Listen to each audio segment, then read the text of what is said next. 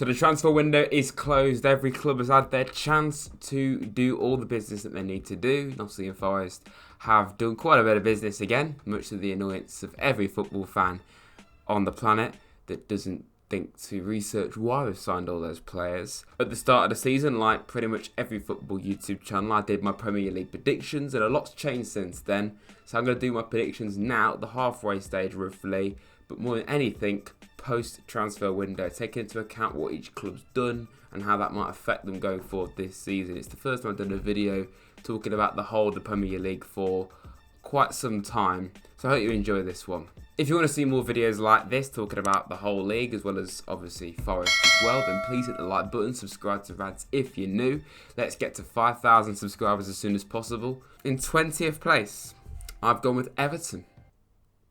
Yeah, I'm sorry Sean Dyche, fellow Forest fan seemingly, but I think Everton are finished.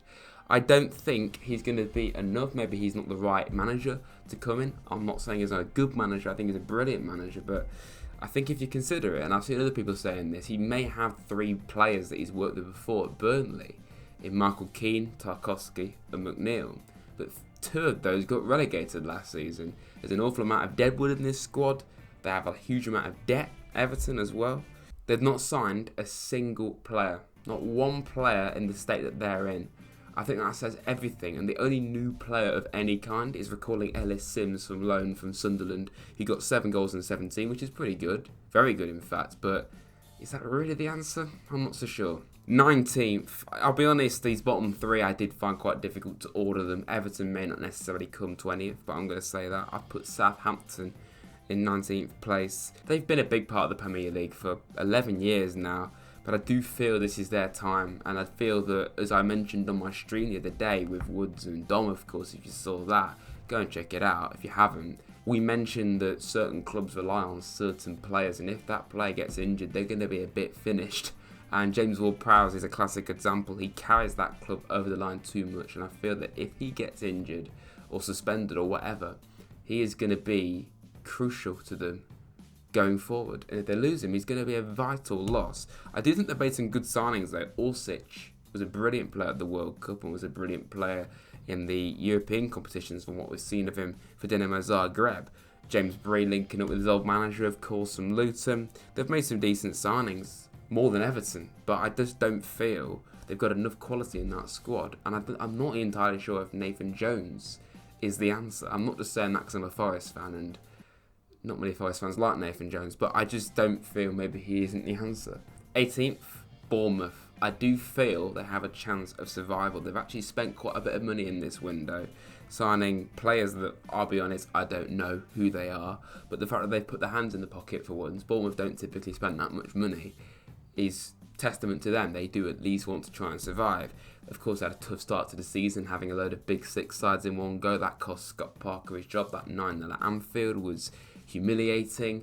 I do feel it was harsh to sack him after that, but ultimately maybe he wasn't the right manager after all, and I don't really feel giving the assistant the permanent job after months of just having him as the caretaker was really the ideal option. Not saying that he can't do it, but I just feel that they should have gone and got someone with experience, and that's what you need to survive in the Premier League. 17th, this club should be way higher than this, but I just don't see it happening. West Ham United.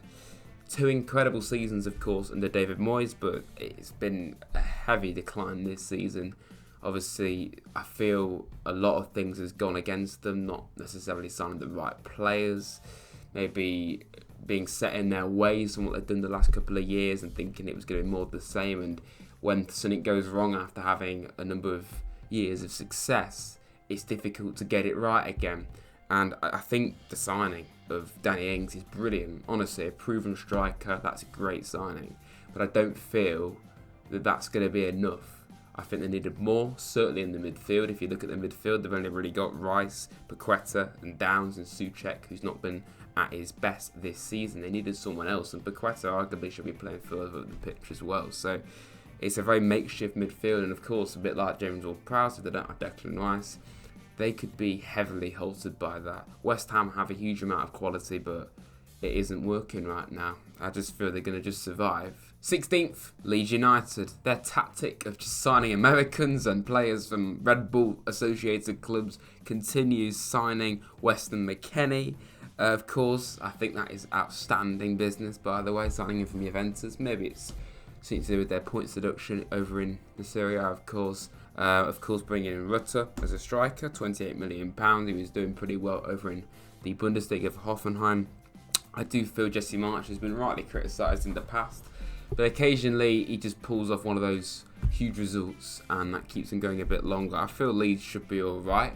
They do have quality in this team, especially in the midfield now that they've got McKennie.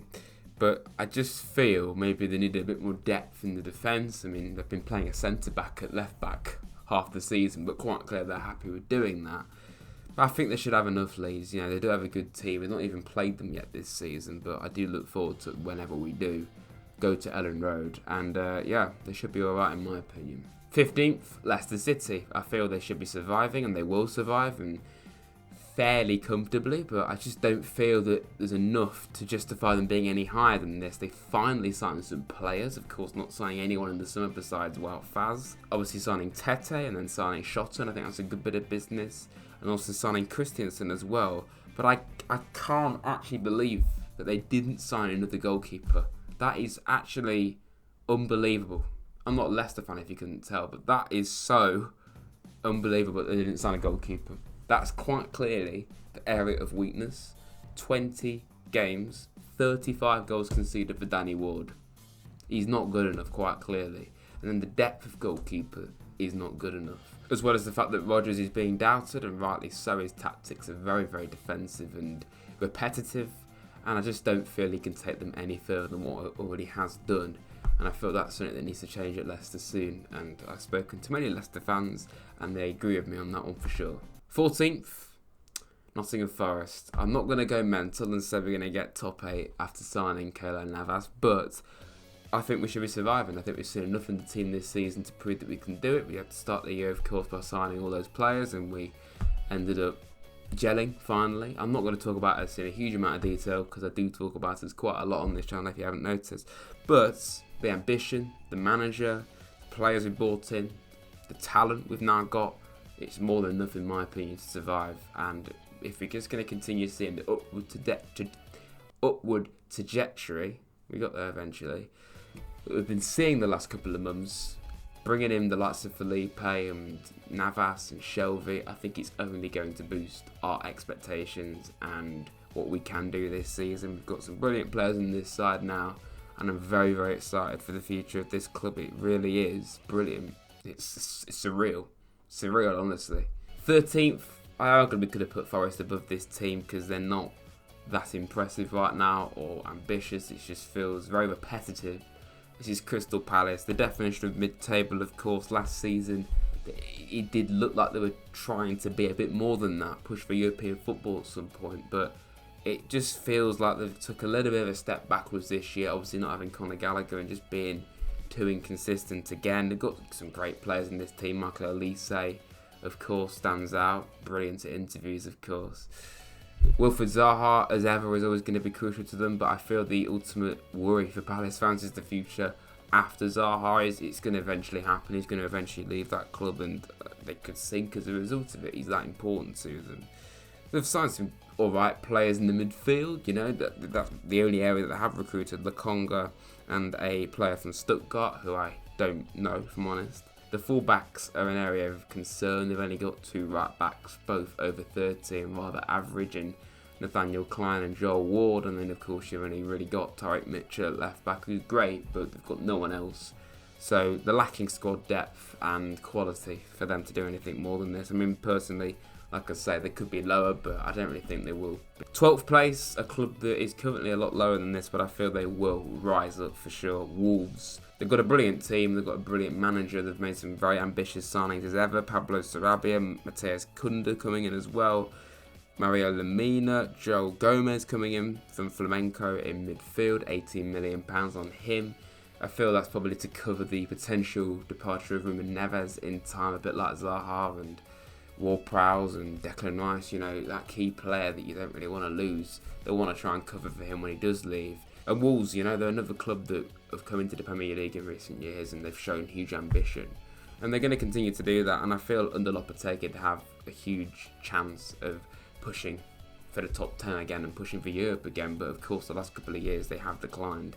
11th place, Aston Villa. I don't really feel they're going to do much too special this season. I think 11th place is probably fair. Only signed 2 players in the window, John Duran and of course Alex Moreno coming in. They lost Danny Ings, a big loss for them there, which I don't really understand why they let go of him, if I'm honest.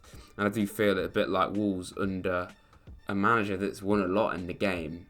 To have him at their disposal is huge. And of course, they've got some star talent in Jacob Ramsey, who's got a big future ahead of him, of course. Emi Martinez, now a World Cup winner. They have quality in that squad for sure.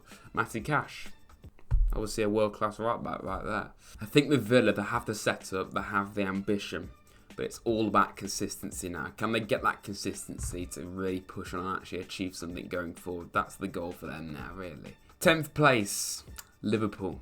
What a poor, demoralising season this would be if they came 10th. And I really don't feel stupid putting them this low. They are coming to an end of an era, in my opinion. I don't think it's necessarily down to Jurgen Klopp. I think it's down to a lack of recruitment and investment, ultimately. Liverpool, they've been winning titles. They've been competing at the top for a long time. Last season, they nearly won the quadruple. It takes huge mental strength to get that many points and then not win the league and lose finals and just even winning finals, whether you win or lose them, to compete and go that far in competitions and play that much football. And I'm not doing a Jurgen Klopp and complaining about that, but I'm just saying, when you're not recruiting and bringing in new players and you're playing all that football, it's going to take its toll. And eventually, those players aren't going to be good enough either. Particularly in the midfield. The midfield stinks. They need so much recruitment in that midfield. They've brought in some good players. Nunez in time I think would be good for them. Gakpo is obviously a brilliant player, but even he hasn't had the best start. And they've got some good youth in this team. Harvey Elliott, for instance. But they need to freshen up this side for sure. Invest in it, and they can get back to where they were just last season. But it's been a really dull, poor season for Liverpool so far, and they're probably not going to win anything this year. 9th place, Brentford. The perfect example of a club coming up to the Premier League and how to survive in it. They look brilliant, Brentford. They're playing some great football. They've got an amazing record against the Big Six. They've only lost once all season against them. That was to Arsenal, a fair team to lose to, of course. And they beat 3 of them as well. Liverpool, City and United. They beat all of them. Thomas Frank's got something great going on there. They've got some great players in that team. Nothing outstanding, but they just have it. They have the right formula, they have the right approach and the right balance in that squad. And Brentford, people thought they'd struggle this season potentially, that second season syndrome hitting them. But I feel they'll be more than fine. Certainly not going to get relegated, are they? But they could even push for Europe, they really could. I don't think they will, but who knows? I think definitely top 10 would be a remarkable finish for Brentford this season, it really would. 8th place, Fulham. It's great, honestly, to see Fulham come up and actually be competitive and not just stay up for once, but do even more than that. They're not even close to relegation. They're fighting for Europe right now, and fair play to them. With the talent that they've got, they should be doing better than getting relegated. And this time, I think the fact that they dominated the Championship like they did last year, and they've got a really good manager on their hands now, Marco Silva, and then recruiting a lot more sensibly, learning from their past mistakes. Fulham look brilliant. Nothing too major to report about in the window. Sasa Lukic, I think that's how you say it, coming in from Torino towards the end of the window. 9 million they spent on him. Nothing too major, apart from losing 4-1 to Newcastle this season. That's the only real ladder they've had. They've had some brilliant games this season. Mitrovic making that step up to the Premier League as well. They could easily get Europe in my opinion, but I think they'll just miss out, which I don't think is anything to be too concerned about from a Fulham fan point of view. 7th, people call Forest bad for signing players and saying that we aren't thinking it through and aren't really thinking logically. Well, I give you Chelsea, because this is the prime example of throwing money at it and hoping it works, because it just doesn't feel like there's a plan at Chelsea. Since their new owners came in, it's only gone downhill. No doubting that Enzo Fernandez is an incredible player. He's a very good young player, but ultimately he's young, he's still proving himself, and to spend the money that they spent on him is a huge risk. It's a massive risk. Honestly, the fact that they're signing players for so much money. Enzo Fernandez, his contract runs until 2031. That doesn't even sound like a real year. He's that long at Chelsea. So signing players for such a long time is a huge risk, because when you sell them on, you're going to have to sell them for even more. So that could mean it's harder to get rid of them as well. And I just feel Forest have been criticised for this as well. The bonding thing's going to be an issue. They've got to get to know each other first and foremost. And also downgrading. It was a downgrade from Tuchel to go to Potter. He's still proving himself in a very tough, high pressure environment. I think they can rise at the table and still get European football, and they really need to get European football to pay back what they've spent on players. But I don't think it's going to be anything close to where they would want to be. 6th place, we've got Brighton and Hove Albion. What an incredible, brilliantly run club. The opposite of Chelsea. Because they continue to defy the odds. They lose big players and people think they're going to drop off now, aren't they? Losing Trossard, Cucurella, Bissouma, White, Potter, the list goes on. The fact that they lose all those players and they still continue to get stronger and stronger, and more than anything replace them with more hidden gems. Bringing in Matoma. Of course, they nearly lost Casado to Arsenal, but they held their guns and kept hold of him, losing Potter and then bringing in De Zerbi, who's arguably doing even better with Brighton. Alexis McAllister, the emergence of Evan Ferguson up front, finally solving their striker depth issue. Matoma, like I say, has been absolutely brilliant for Brighton this season. It's just a really exciting club to support and look at and watch, even as a neutral. And I really hope that they do get Europe for their sake. Fair play to them. 5th place, Tottenham. More the same from Spurs, really. I think it's going to be a mild drop-off, but it's just the same, really. I don't really know what their direction is. Is Daniel Levy the right owner for Spurs? Is Antonio Conte the right man for Spurs? Probably yes, because he's an elite manager. But I just don't feel that it's working at all. And, key players like Son not being on their A game and a lack of consistency in this Spurs side. And then I have to bring it up, and I am a bit biased as an ex-Forest player, but I do not understand at all their right-back situation. They terminate Matt Doherty on the last day of the window. They let go of Spence despite hardly giving him a go at all, which is criminal, quite frankly. And then they keep hold of the one right-back of the three that they had, which was the weakness. Doherty weren't the best, but he was better than Royale. And Royale's been the weakness. Anyone can see that. And yet they've kept hold of him, they've let go of Spence despite not giving him a chance, and they've terminated Doherty. And of course they brought in Pedro Porro, which is great, but I don't understand why they've done it like that. It's a really weird way of doing it. Dan Juma's a great signing, that will definitely bolster up their attack. Scored in his debut, of course, against Preston. But it's just more the same with Spurs, really, isn't it? Hoping they can win a trophy, probably won't. And just being there, really. Not really doing much. 4th outstanding season from this team, Newcastle United. They've massively overpaid for Anthony Gordon, but other than that, a club that have got a lot of money, but they haven't necessarily gone mental and signed superstars immediately. And I think that's the most impressive thing. Yes, they've been took over by billionaires, and now they're immediately top 4 in a cup final, but they haven't even spent that much for the money that they do have available. They could have easily spent more. They spent it very wisely on experience as well as exciting talents. And like I said, Gordon and Isak are the only players that they've signed for big money. And it's all down to Eddie Howe, in my opinion, as well as the signings that they have made. Eddie Howe just proven what an amazing manager he is, getting the best out of the players that he already had, and then obviously the new players. It's amazing. It really is to see. And the only signings that they made in the window this time around, like I say, is Gordon, Harrison Ashby coming in from West Ham, which is probably more of a future signing. But I think it would be incredible if they got Champions League and won a cup in their first year as billionaires, really. So fair play to Newcastle. 3rd place, I've seen this team play quite a bit this season because I've seen them play my team 3 times, Manchester United. The best I've seen Man United look for a long time as an outsider. Rashford in the best he's ever been. I think he probably is currently right now. He's looking his best that he's been for a long time. Casemiro, Martinez, Eriksen, the list goes on. They're looking really strong. Not the best window in the world. I think Weghorst is an interesting signing. I think he'll actually be quite good for them in time. Obviously, Butland coming in as a goalkeeper, he's not really going to play. Marcus Sabitzer coming in as well is only going to make their midfield stronger. They've got a great team, and they're probably going to win a trophy this year for the first time in a long time. 2017 was the last time they won a trophy. So I think third would be a real sign of progression for United. Obviously not doing particularly well last year. And isn't it weird? They get rid of the ego that is Cristiano Ronaldo and they suddenly do well. Under Ten Hag, they got something going there. So I feel that they'll do well 100% this season. Second place, Manchester City. I feel with Haaland and De Bruyne, etc., you've always got a chance of winning trophies. They probably will still win a trophy this year, albeit the FA Cup or obviously their ultimate goal in the Champions League, but I don't see them winning the league. I feel the team that I've got in first, if you can't work out who that is, then it's obviously Arsenal.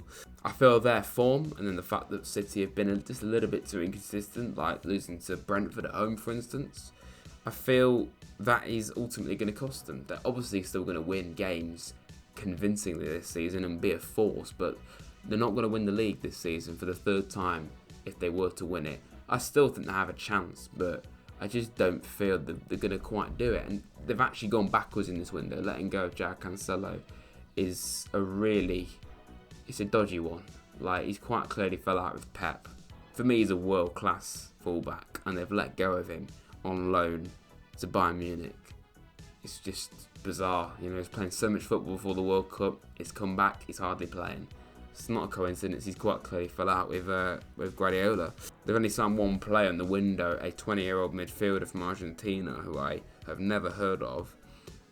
I just feel City, looking at their fullback depth now without Cancelo, is quite weak. Rico Lewis has obviously come on the scene this year, but then they've really got Walker and obviously Gomez, and that's it. First place, fair play. Fair play to this club, Arsenal. They've defied the odds. You know, it was only 2 years ago that they came 8th in the Premier League and Arteta was on the brink, and they were looking a very, very long way from where they once were. But this season, they trusted the process. Everyone used to make that as a joke, but they actually have done that, and it's been working with flying colours this year. Arteta proving that he is a very, very good manager. I mean, he's got to get manager of the year if he wins the league, 100%. Odegaard being world-class this season, signing Jesus and Zinchenko, and Sarabia is basically like a new signing coming back from all those loans that he had. They missed out, of course, on Caicedo from Brighton on the last day of the transfer window, and they went and got Jorginho. Trossard is an outstanding signing, of course, for me. He's an incredibly good player. To just go to Arsenal to make their attack even stronger, fair play to them for bringing him in. It will be their first Premier League title since 2004. So if they do it, you know, I don't particularly care about Arsenal, but it would be nice to see someone else win it, especially when you didn't expect them to win it as well. So that is my post-transfer window Premier League predictions. It's been quite some time since I did a video where I spoke about the whole league. I hope you've enjoyed it. If you'd like me to start doing this again more often, then please hit the like button, subscribe to Rads if you're new. I hope you've enjoyed. Let me know in the comments below your predictions. Where's Forest going to come? Who's going to get top 4? Who's going to get relegated? Let me know. And there will be another video. There'll be 5 videos in 1 week. Can't remember the last time I did that. I think it would be out Sunday for the Leeds game, of course. So stay tuned for that. A huge game for Forest. Very much looking forward to that one. And yeah, coming you Reds.